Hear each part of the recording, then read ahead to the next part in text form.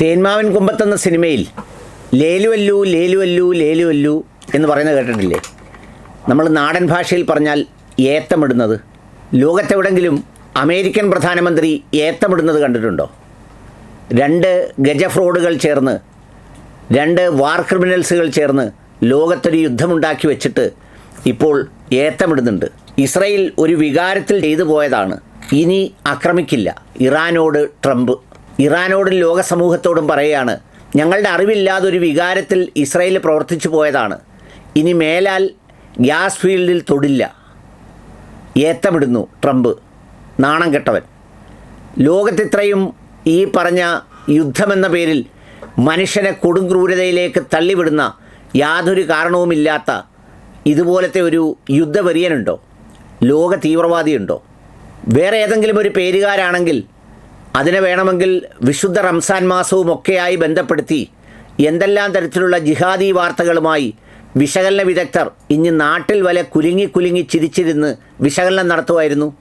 ഈ ഫ്രോഡിൻ്റെ ജാതി ആരും തിരക്കുന്നില്ലേ? ഈ യുദ്ധക്കൊതിയൻ്റെ മതമേതാണെന്നാരും അന്വേഷിക്കുന്നില്ലേ? എന്നിട്ടിപ്പോൾ ഏറ്റവും ഒടുവിൽ ഏത്തമിടുന്നു. ഇറാനോട് യുദ്ധത്തിന് പുറപ്പെടുമ്പോൾ അതിൻ്റെ ഗ്യാസ് ഫീൽഡുകളിൽ അല്ലെങ്കിൽ അതിൻ്റെ വളരെ തന്ത്രപ്രധാനമായ സ്ഥലങ്ങളിൽ ആക്രമിക്കരുതെന്നും ആക്രമിക്കില്ലെന്നുമൊക്കെയുള്ള എല്ലാ യുദ്ധനീതികളും തെറ്റിച്ചുകൊണ്ടാണ്. കാരണം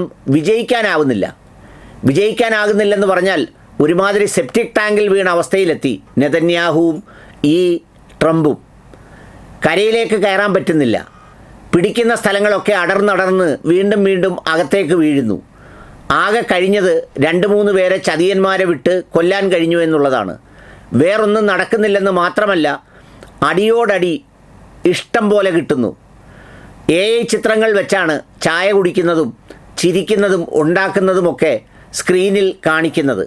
പുറത്തേക്കിറങ്ങാൻ ധൈര്യം വരുന്നില്ല. ബങ്കറിനകത്ത് വീണ്ടും അറയുണ്ടാക്കി അതിനുള്ളിൽ ഒളിച്ചു കഴിയുന്നു, അല്ലെങ്കിൽ വേറെ ഏതോ രാജ്യത്ത് പോയി ഏതോ അവസ്ഥയിൽ ജീവിക്കുന്നു. രക്ഷപ്പെടാൻ ഒരു പഴുതും കാണുന്നില്ല. അപ്പോഴാണ് എല്ലാ തോന്നിയാസങ്ങളും എന്ത് വൃത്തികേടുകളും ഫലസ്തീൻ ജനതയ്ക്ക് മുന്നിൽ ചെയ്താൽ അവർക്ക് തിരിച്ചു പ്രതികരിക്കാൻ ഒന്നുമില്ലല്ലോ, നഷ്ടപ്പെടാനും ഒന്നുമില്ല, പിടിച്ചു വാങ്ങാനും ഒന്നുമില്ല. അവർക്കാകെ അവരുടെ ജീവൻ കുരുതി കൊടുക്കാമെന്നല്ലാതെ മറ്റൊന്നും അനുഭവിക്കാനില്ല. ഇപ്പോൾ ഈ അടിയാണ് കിട്ടിയിരിക്കുന്നത്. അവരെ അടിച്ചപ്പോൾ അവർ കഴിയുന്നിടത്തെല്ലാം അടിച്ചു. അവരെ അടിക്കാൻ അവരുടെ കയ്യിൽ അമേരിക്ക കൈപ്പിടിയിലില്ല. ഇസ്രയേലിലെ എണ്ണപ്പാടത്തെ ആക്രമിക്കാൻ പോകാൻ അങ്ങനെ ഒരു റിസോഴ്സ് ഇല്ല. ഉള്ള കെട്ടിടങ്ങളും ബാക്കിയുള്ളതുമൊക്കെ അവർ അടിച്ചിടുന്നുണ്ട്. പിന്നെ അവർക്ക് അടിക്കാൻ കഴിഞ്ഞത് ഖത്തറിലാണ്. ഖത്തറിനെ അടിക്കുന്നത് അനീതിയാണെന്ന് പറയാം.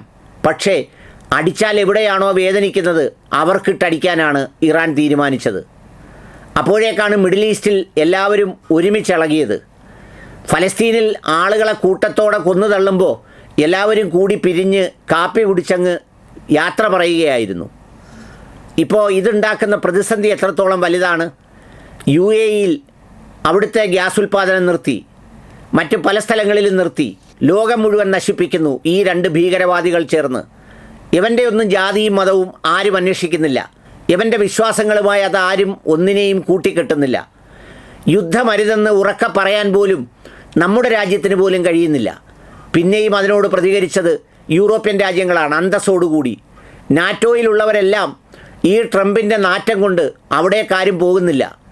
എവിടെ നിന്നോ വലിയ പടക്കപ്പലുമായി വന്ന് ഒടുവിൽ പാള കീറി അത് വലിച്ചുകൊണ്ട് പോകുന്നു. ലോകം മുഴുവൻ അപഹസിക്കുകയാണ്, പല്ലിളിക്കുകയാണ് ഇയാളെ നോക്കി.